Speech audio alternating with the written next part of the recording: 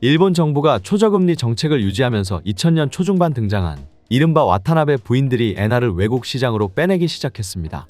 엔저 추세가 이어져 엔캐리 트레이드 자금이 1조 달러에 달한 것으로 추정됐던 2007년에는 124.14엔이 그해 최저치로 기록됐습니다.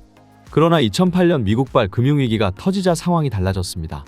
미국 달러화의 가치가 떨어지면서 엔화 가치는 상승세를 탔고 2009년 4월 14일에는 100엔 선이 깨져 두 자릿수에 이르렀습니다.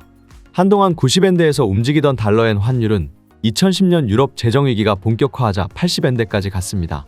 이듬해 동일본 대지진이 일어나자 그 선마저 무너져 2011년 10월 31일 달러 대비 사상 최저치인 75.32엔을 기록했습니다.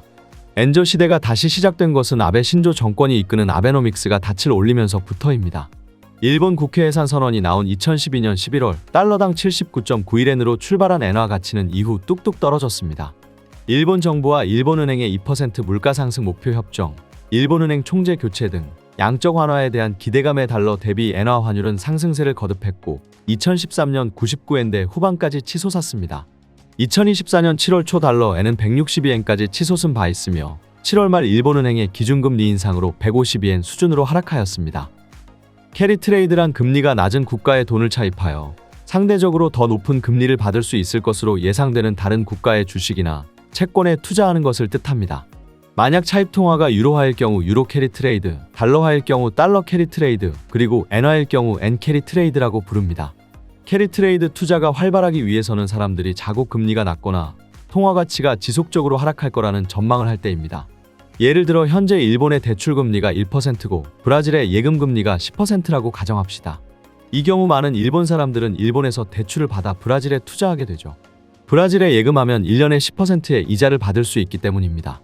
여기에 일본의 환율까지 약세가 되면 와타나베 부인의 수익은 더 커지겠죠. 일본은 장기 불황을 극복하기 위해 소위 잃어버린 10년이라 불리는 기간 동안 제로금리를 유지했습니다. 와타나베 부인의 자금은 2008년 금융위기 이후 일본 엔화가 강세로 바뀌면서 회수되기 시작했습니다. 일본에 와타나베 부인이 있었다면 미국에는 스미스 부인이 있었습니다. 미국은 금융위기 이후 제로금리 정책과 대규모 양적 완화를 실시했었죠. 하지만 2014년 이후 달러가 다시 강세를 보이자 스미스 부인도 투자금을 회수했습니다. 그리고 유럽의 소피아 부인이 이 빈자리를 채웠습니다. 만화로 보는 맨큐의 경제학 강의는 휴넷 또는 이패스 코리아에서 유료로 수강할 수 있습니다. 경제학의 베스트셀러 만화로 보는 맨큐의 경제학 시리즈 2판 출간. 지금 온오프라인 서점에서 만나보세요.